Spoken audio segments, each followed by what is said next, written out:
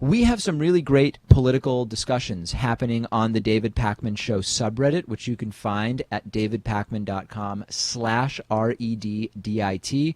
A couple of interesting posts I want to point out and talk about. One is called CRTV ads, and this viewer points out that they want to know why they keep seeing ads for CRTV on our videos on YouTube.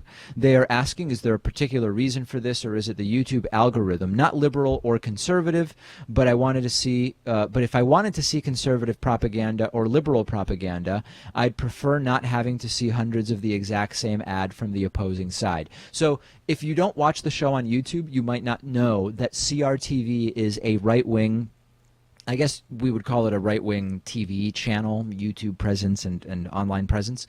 And they have been running ads all over news and politics on YouTube, regardless of ideology. We don't control the specific ads that show up on our channel, but it is interesting that they are running so many ads that end up on left-wing YouTube channels. And they've actually been caught with fake staged interviews. Like they did an interview that looked like an interview with Alexandria Ocasio-Cortez, but it wasn't. It was her video of her spliced with some CRTV host or something like that. Really deceptive stuff, and unfortunately their tactics are working and they are building an audience. But yeah, they're all over our YouTube channel. We have no control over them advertising with us, but a lot of people have pointed it out to me.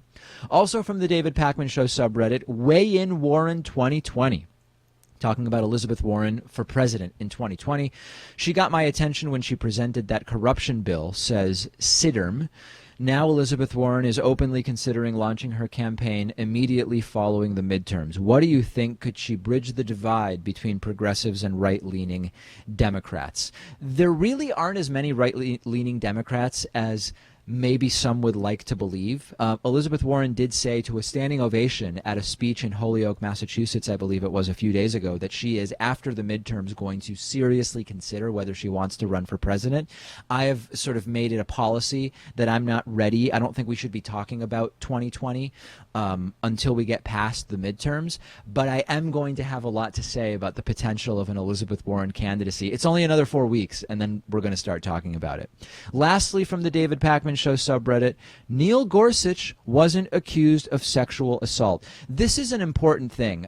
People have pointed out that the idea that the Kavanaugh sexual assault allegations are part of a smear campaign or fake and trumped up really doesn't make sense, because if this was the strategy with Trump's Supreme Court picks, why didn't they do it to Neil Gorsuch? And the answer is quite simple.